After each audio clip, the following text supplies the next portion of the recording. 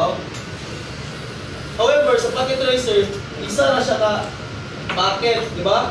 Click mo siya, naa dito ang inbound na outbound. Meaning magmula na, pag-receive ni router or any network devices sa packet na ay encapsulation or decapsulation na nahitabo.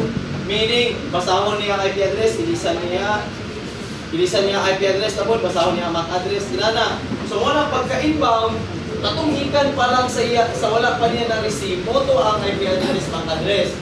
However, pag igawasan niya ang message, na siya mga ipag-ilisan. Kung pag-abot na rin sa inyong message, ikan kay PC, na inahitabo na translation. Kaya magawas naman siya sa iyahang network, sa iyahang local network. Na-discuss na to na ang private network dili routable, like 10.10, itong mga private. Dili na routable, meaning dili siya nagawas sa iyahang gateway. Dara na siya unless kung gamit ka og na translation. So mutong pag-apply ninyo ani is dalahi iyahang IP address. Instead na private tong inbound, syempre pag receive ni router, wala mo na itong i-translate. Ang pag-outbound na paggawas na niya i-translate. Dito lang yung makita ang translation from 192.168.5.100 to 209, so on. Public na siya. O nagyapon, pag-abot na rin sa Cisco, syempre pag-abot sa Cisco na ay inbound, outbound. Makita ninyo, pag i-click ninyo ni message na ay inbound, ang meaning inbound, itong IP address na kalipa. However, kung response man siya, naisa na po ng source destination, ang source IP address. Siya na po ng source. Then, ang destination is siya. Pag-abot na rin, since public pa itong destination, di siya kasulod, i-private niya sa natong iyahang destination. Clear na to? Wala na yung question. Okay, kung hindi mo kagay sa ani, lako din mo kagay sa art. Magpatong-patong yung problema, yung mino. Ako yung IP address, asa di siya use? Anong na both address? So, kabalo man dyan ka na MAC address is physical address. Ang logic address, IP address is logic address. Meaning, possible na sa kanina network,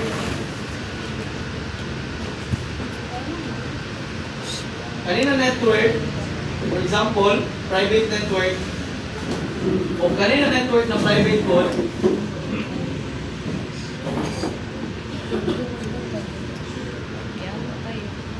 different network, then MAC, IP. Na possibility na parehas mo o IP address dito sa laing lugar, 192.168 and something. However, MAC address dili yun na unique yun ka sa entire universe. Naadun kay own nimo na MAC address. Asa makita? Sa NIC. Sa NIC? Network interface card. Naka-burn na siya diha. Meaning na ay iyahang own. Mura kung nag-fingerprint na to, di ba? Sa katao, naanay na, dili na nakailisan. Unless, kani ako ang wifi na route, kani ako ang NIC na rilisan ako module. Physical jud siya. Walang physical address siya. Kay physical jud, dili siya mailis-ilisan. Unless nalilisan mo yung physical address. Walang MAC. Ang IP is logical.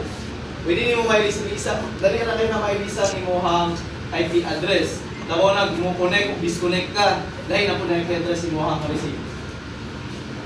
So, next is explain why it is important to contain broadcast within a network. So, MAC and IP address. When a host must send a message, it needs to know the MAC address of the destination device. First rule. Kung ang PC, ganahan siya mag-send ng packet sa another device, kailangan niya mahibalaan ang MAC address sa katong destination device. But it only knows its IP address destination. So for example,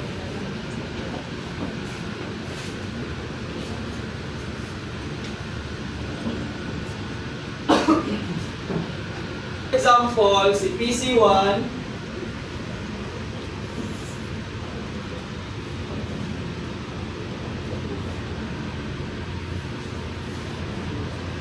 gusto siya mag-send kay PC2 kung message. However, ang iyahang naibalaan lang is ang iyahang IP address. So for example, naa siya table diha na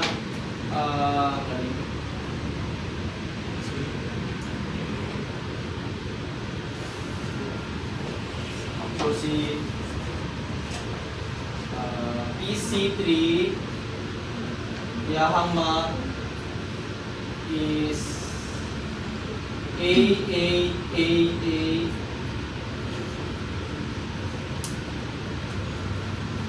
Then si B is B. Ayan MAC address ha. Si PC2 is wala. Meaning, wala siya kabalo. Si PC1 can directly message PC2 kay kabalo siya sa iyahang IP address o sa iyahang MAC.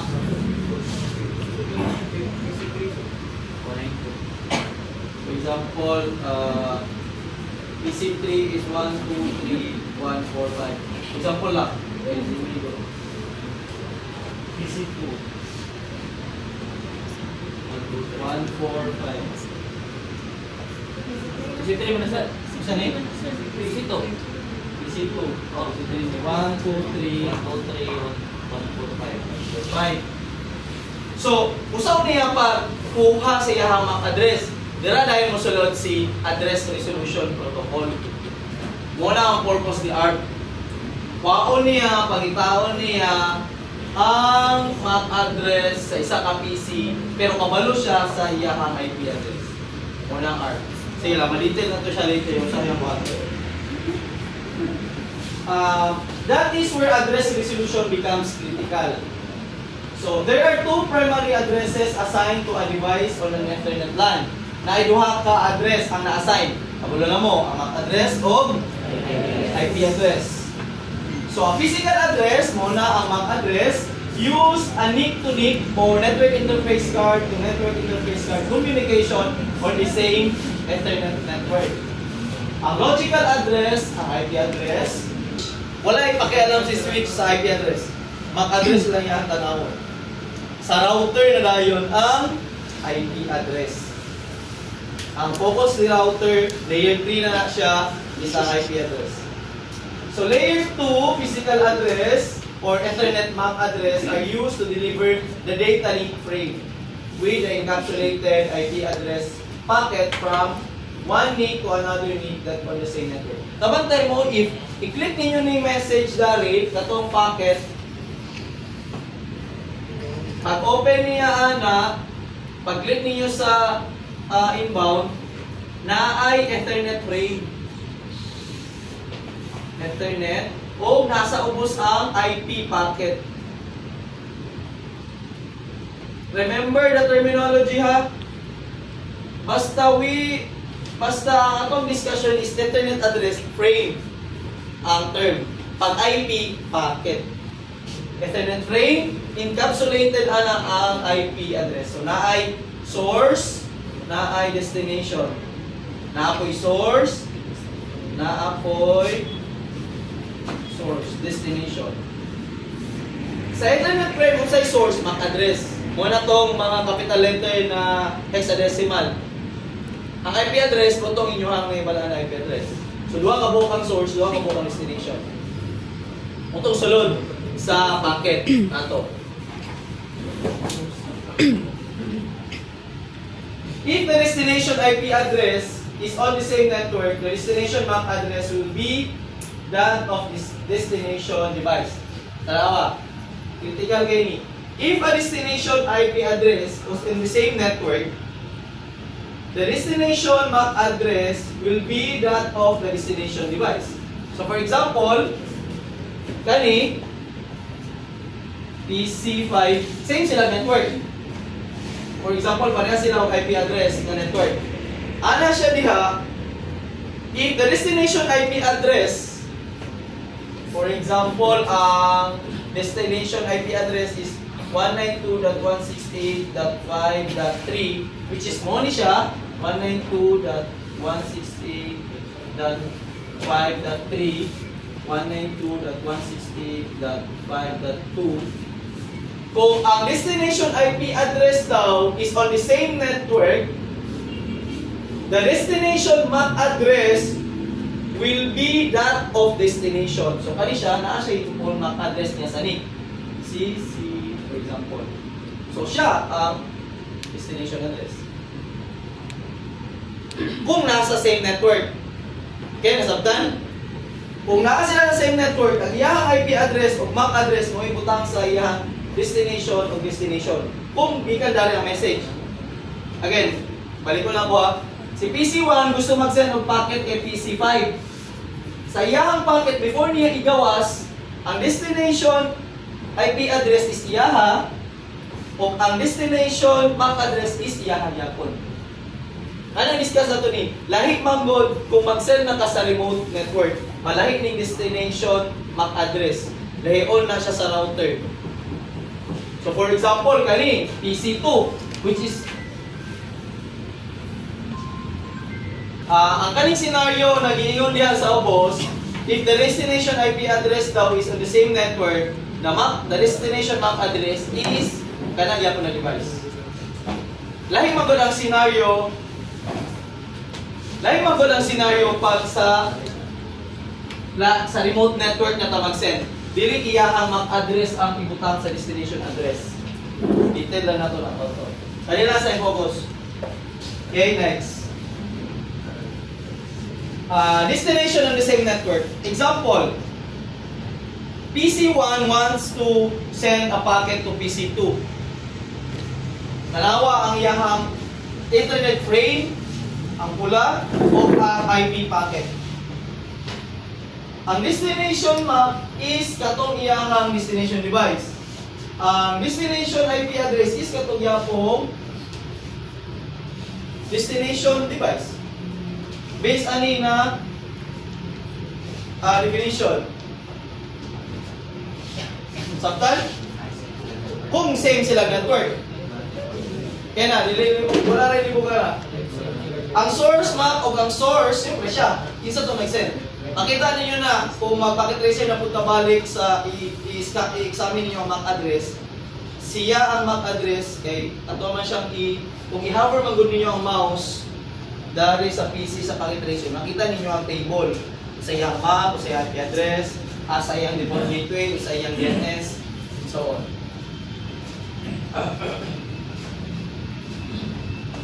The figure display the layer 2 destination. Layer 2 ra ni, kay walay router ra ni. Switch na ni. And source MAC address and layer 3, kani nasa layer 3 na IP. Pero wala tay layer 3 na device, which is router. That would be included in the packet sent from the PC1. So ang tawag ani Ethernet frame na encapsulated si IP packet. Encapsulated meaning naka-envelope naa sa sulod si IP packet. The layer 2 Ethernet frame contains the following: the destination MAC address. This is simplified na niya taas ang MAC address kung yung tanawon sa inyong device. And the source address, MAC address. The layer 3 IP packet contains the following: the source and the destination. So, kung sa remote network na punta mag-send, so lahat na ni, kato kay local, di ba? Nasa all network niya, same IP address. When the destination IP address, tanaw na to na rin. Karon delete na kay PC5 mag-send dito kay PC2. Si PC1 gyapon na to ang sender ha. Kani bitong send na packet. True to all ni siya kung mag-send mo og messenger, mag-send mo og email, packet ra yang term broad. Pero tanan na siyang messages ninyo, mag-ping, mag-all. Mo na siya. Ang ato ang concern na ni ang addressing. Yun sa day pagkabalo ni router. asa niya ipadulo. Yung sa din pagkabalo ni MAC address, asa ipadulo. Sa IP, bisa kung saan na siya ng HTTP. Katong ibuhat ninyo last time, bitaw sa NAT, anong HTTP packet inyong isend? Kaya mo biya po na ang inyong pag-type ito ninyo google.com sa inyong browser, HTTP man na siya na packet. Hypertext Transfer Protocol.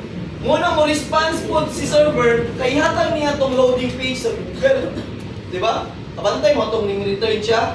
Ang return na ato is katong Google page na browser ninyo. Display. Hinay lang kay naka-cyberation. Pero paspas ba yan, diba? Pag google.com nimo, diretso, kung inyo itong real time, paspas po siya. Motong. So, when the destination IP address, either version 4 or 6, is on the remote network, meaning dili na sa iyahang local network pag-send, the destination MAC address will be the address of the host default gateway. The router, the wireless router. So dari, for example, ato di ba naaman ni siya interface dari at the same time kani, meaning kani siya na siya own IP address. For example, ato public ato ibutang. Ug naa na siya MAC address niya dari na siya ni.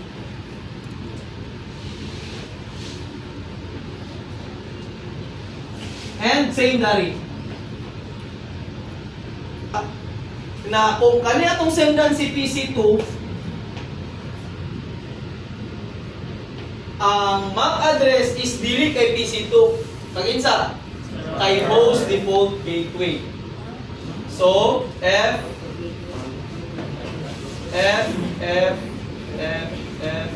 Pero ang iyahang source na MAC address, yapon, syempre. Katong A, yapon, ay PC1. Siya ang MAC address. Magutang. Wala. A. Nanay A. Nanay A. So, X. So, example gani. R1 would now encapsulate the packet with new layer address information as shown in the figure. So, tanaw sa ninyo na in this example, PC1 wants to send a packet to PC2 that is located on the remote network. So, first, nag-create siya o packet. Muli ang sulod. Ang destination MAC address is kung makita ninyo BBBB, which is siya kay router. Pero ang destination of source asa si PC2. So ang iyahag yapong destination IP address 10.1.1.10, which is siya o ang source siya. Muli, first packet niya, wala pa rin ang scope, na pa ni Dari. Dayon, because they are not on the same network as PC1, the destination MAC address is that on the local default gateway on the router. Okay, understandable. Routers examine the destination IP address to determine the best path to forward the IP packet. So, inani na siya. Pag iyahan ni ihatag, syempre, kung dili sa iyahang network, mugawas siya sa iyahang local network, di ba? Pag-abot dari, si router daw, based sa definition, i-examine niya ang destination IP address. Kani niya ang tanaw, no? Wala na siya ilabot na rin MAC address. Ang i-examine ni router is ang IP address. So pag-abot sa iya, kaniya i-examine. So kung daghan mag-router diha, for example, kay lako man ang internet, di ba? Daghan mga router, server. So siya ang mag-determine sa best path to forward na ay hopping. Kasi pero ito networking one na to. Hopping ba? One hop, two hop. Ano dito? Kapila siya mo hop. Tama? Networking one pa, sugod pa dyan. Pinakasugod. Hopping pa ganit na. Wala, taga-hopping. Wala sa third year na po. Oh, walang topology lagi. Ring topology. Dili ito. Malino. Happy. Sige. So, when the router receives, say, continue ta. When the router receives the Ethernet frame, it de-encapsulated the layer 2 information. So, si router, pag determine niya sa IP address, i-decapsulate niya ang MAC address. Dahil na mahitabo ang changes. Dahil mahitabo na changes dahil pagkabot kay router. So, when the router receives the Ethernet frame, which is kani, na-receive na niya, it de-encapsulates the layer 2 information. Meaning, lahion na po niya ang destination MAC. Iyahan ang i-alter, ilisan niya. Using the destination IP address, it determines the next hop device. And then encapsulate the IP packet in the new data link frame for outgoing interface. Makita ninyo ni sa packet tracer. Kani. Siyempre, kani ang sunod. Diba? Ang destination MAC address, ilisa na niya na iyaha. So every hub sa router, ilisan ang destination MAC address. Kani. Pero ang source, ang IP address, remain. So unang next na ito na packet tracer, makita niyo na every hub niya sa router, mailisan ni destination MAC address sa next na router. The next, the wireless router or router. Oh, depende. So, imagine, mag-search mo o Cisco network, yan, naana sa US or something. Pila ka router na iyahang magyan. Siyempre, I think, hindi pa mabot mga 20 or okay, di ko na siya. So, every hub niya, ilisa na niya ang destination. Sa katong next niya na mag-address. Kay kani siya og kani naana sila yung table na kabalo sila kinsa naka-connect sa ilaha. Sa amang address ani na port, isa ani na port, isa ani na port. So kabalo siya asa na pili niya isa lagyan. Dili, change na niya. Dili kani siya pagbalik dali mawala na siya. May isa na siya og di si pa di ay maana. So kana na nahitabo. Pag abot na po dari kay router, ang destination is iyahan na. Pag naana sa iyahan. Siyempre, kabalo naman siya sa MAC address sa iyahang own local. Wala po diyang ibutang para ma-send niya ang... So, kabantay mo dari. Kabantay mo sa source MAC, iyahan na. Na-alter na tanan. Source, destination. Mag-igisa na tanan. Ang isa man ang gasend, gikan siya ang source MAC. Kung isa yung sendan, moto ang destination MAC. Mag-change ang destination ko. Kani, ang Ethernet frame, permiti mag-ilista. Pero ang examine niya, permiti kani. Kani siya, i-de-encapsulates, kani siya is-examine. Wala na, ang inabuhan rin. Oh, basta kani mag-send-send na siya per router, bilisan niya ang destination of source MAC address.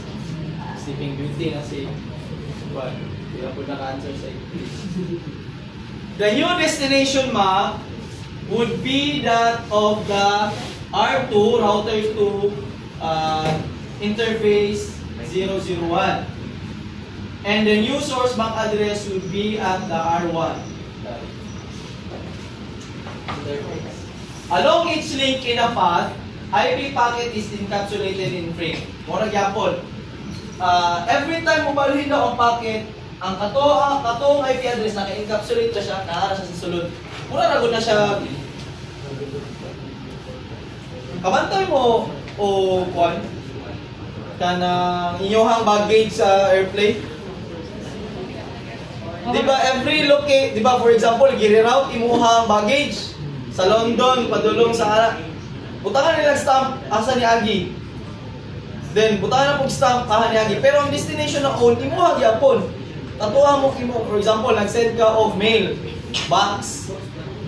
Ang sulod sa box is katong own nimo na address na physical nimo, marag own nimo address. Every time mo agi ka og airport na ay tax stamp. Ahagikan padulog. Muna siya ang murag destination o MAC address. Mo niya mailisan every app nimo, every airport. Pero nakasunod ka po dito ang imong source o IP address. Hindi na siya mawala. Kaya, sabtan? IP address dili may scan throughout the sending. Inani man gud daw. Ang router mura siya pag-abot sa iya sa message, tanawon ra niya ang MAC address. First, i-examine niya ang IP address. Okay, then iyahang tanggalon na ko ang source, kaya ako na po ng source MAC address. Punta na po ang source. Then dito na po sa next na router, ako ibutang iyahang destination map. Kasi na po niya. Then mo na po ng buhaton sa ubang router. Question. Medyo libog na ba rin? Labo sa exam. Sir, ma-change ang IPv4 ang PC to, ibalik niya ang message. Balik na ang message. Siya na po ang source. Ay hanap po ni siya mailisan. Pabalik na po. Diba? Siya na po ang source. Siya na po ang destination map. Destination IP address. Pero ang iyang source map, iyaha pa. Pero ang destination sa iyaha. However, pag abot po sa message, malahi na ni. Ang source map is iyaha. Ang destination map is iyaha. Pag abot na po dari, malahi na po ang source. Siya na po, palulo na po sa destination. Okay, sabtan. Bilisan ang map o destination address. Ay hara mailisan ang IP address pagabot na sa own iyahang isendan. Ang destination of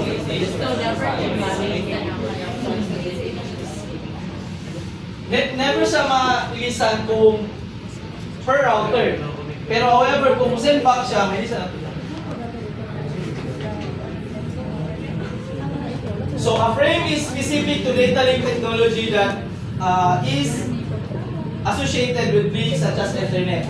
Discuss na ako, lang ibisaya. If the next hop device is final destination, kani. If the next hop, meaning kani, is the destination MAC address will be that of the device Ethernet. Ni, parehas ani. Kung naa na sa iyang packet, destination MAC na is kaunang iya sa packet, iya sa message. Kaya iyaha man ang masama na pagkabalo sa iyahang MAC. Naamang na siya ay MAC address table. Sa tanang IP address, ang isa ni siya ng mga MAC. Kani maguliyahang i-basahon. Pag-abot dari, i-examine man first, balik ko na po pag-abot sa packet kay router, ang iyang first yung button, examine the IP address. Pag ma-examine na niya, ready na niya i-send, ilista na niya ang Ethernet frame. Siya na po ang source, dahil na po lang MAC. So dari, ang nahitabo dari, ilista niya ang source, ang destination, which is kabalo na siya kani, ang source is iyaha. Pero iyaha. Then,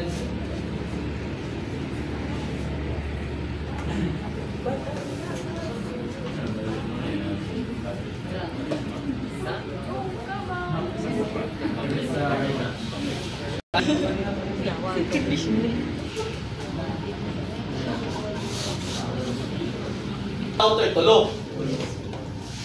So, tulo siya ka different local network. Different network.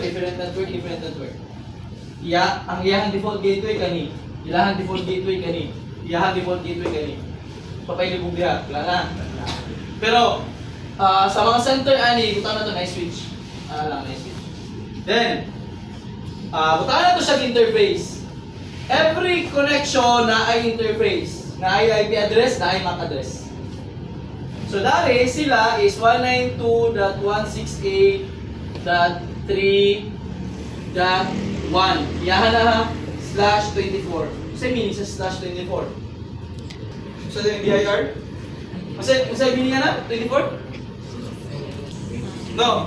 So kani siya, ako lang siya i-simplify din ako siya lahat is .2. Meaning, kani iyahang address .2. Yan ang magod pagsulat para mas dali parehas ano. Then kani siya dari is .1. Muna iyaha. I-X na lang na to para dili-libog. O, X. Iyaha kay that 2, iyaha is that 1. Okay, nasabtan. Iyaha MAC address is A, iyaha kay B, B. Between ani, mga public address. Public.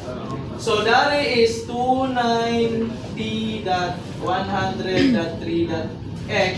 For example lang, 24. Dari is that 1. That 2. MAC address is CC. Dari is lahi. Dari lahi. 210. For example, hindi na tama ngayon na. Then DD. MAC address niya. Then dari sa interface nila na po. Public na po ni. Like ni. Kani siya is kana. Kana. Kani siya is kana. Then kani siya na interface kani. 208.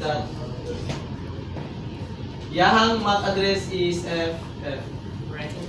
And dari is GG, then 03. So dari is 4. Class C man di ay. PC5, for example, our destination destination packet. So this is XX. Then IP address nila dari kasulod is 10.10. 10.1.1.0 10.1.1.0 slash pila na? 54 slash 54. So kani siya dot 13.14. Wala, dili na sa nato yung butang kaya wala, dili ko tawag may na GG XX kani po na ada dito.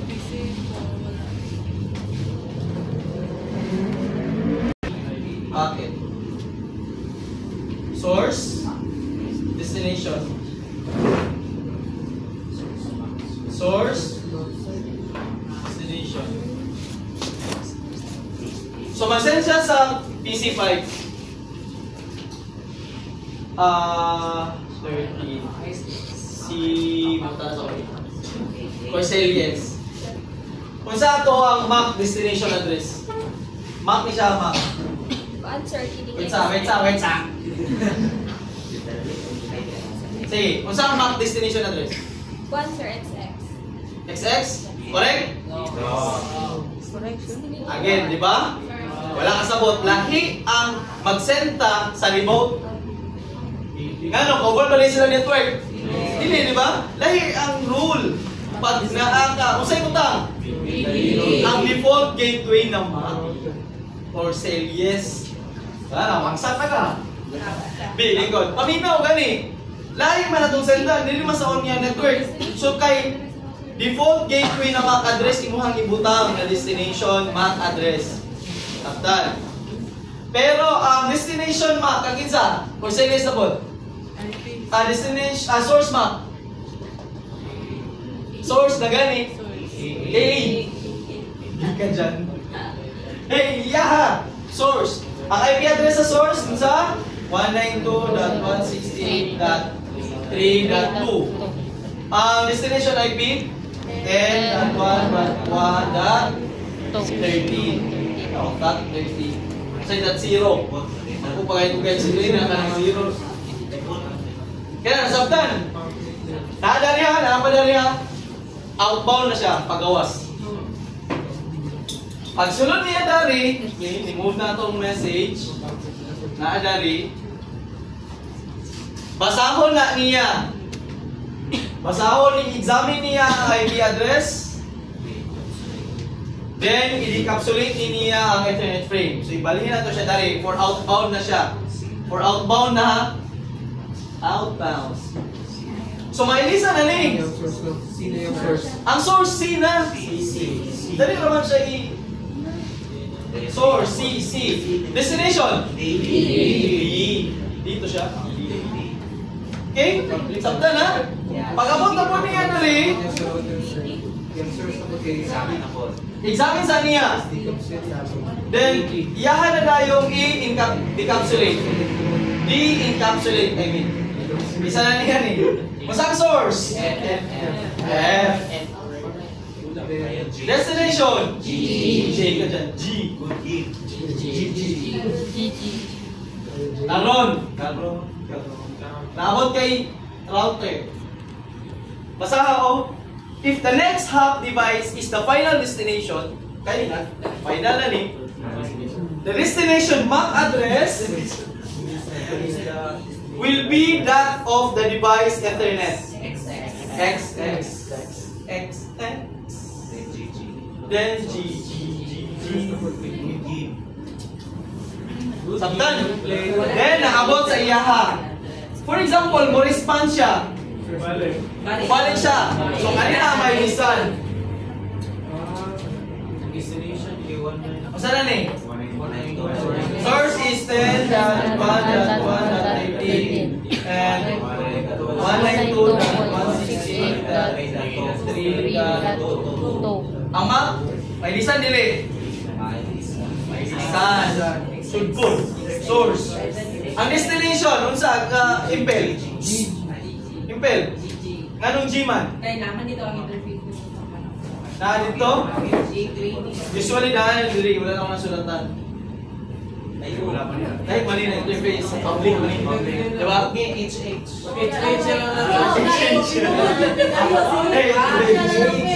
Ayaw to dito. Kaya pagawas naman to. Inbound ba? Ang outbound na yun. Sorry, God. Kaya ang doon sa mabot na po siya. Likod dun sa tubangan. Or saan nakita sa likod? Dili dito ko, sir, na A, B, C, D, F. Uy, simplification rana. Kasi yung mga address inday. Ang ito ang tingay inday ha.